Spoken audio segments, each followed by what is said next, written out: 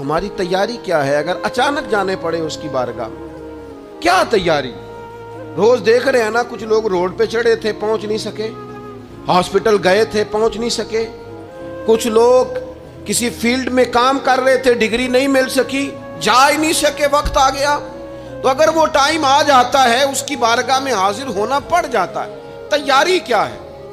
نبی پاک علیہ الصلوۃ والسلام گھر کے اندر اپنے گھر والوں کی تربیت کے لیے اور تعلیم امت کے لیے ایک دعا مانگتے تھے۔ حضرت عائشہ صدیقہ کہتی ہیں حضور دعا مانگتے تھے، مشکات میں موجود ہے۔ کیا دعا تھی؟ اللہم حاسبنی حسابا یسیرا، اے اللہ ذرا حساب آسان کر کے لینا۔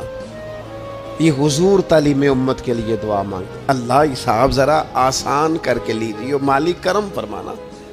تو حضرت عائشہ صدیقہ رضی اللہ تعالیٰ عنہ ارشاد فرماتی ہے، میں نے عرض کیا یا رسول اللہ صلی اللہ تعالیٰ علیہ وسلم یہ آسان حساب کا کیا مطلب ہے؟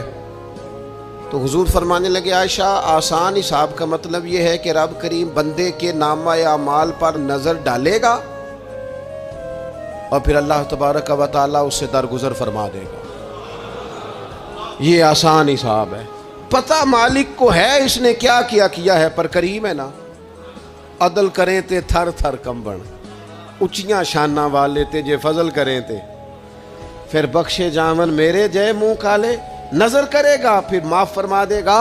اور حضور فرماتے عائشہ یاد رکھو جس سے اس نے حساب لیا وہ پھر بڑی مشکل میں آ جائے گا، اس کے لیے مشکل ہو۔ اللہم حاسبنی حسابا یسیرا، اے اللہ تو حساب ذرا آسان کر کے لینا، ذرا آسان کر کے۔ یہ تعلیم امت کے لیے کہ امت کے دل میں خیال پیدا ہو کہ حساب دینا ہے، تو نے حساب دینا ہے، تو نے اپنے مال کا حساب دینا ہے، تو نے اپنے لفظوں کا حساب دینا ہے، تو نے معاملات کا حساب دینا ہے۔ تو جس کرسی پہ بیٹھا ہے، تو کلرک ہے یا صدر ہے، تو نے اپنی اس نشست کا حساب دینا۔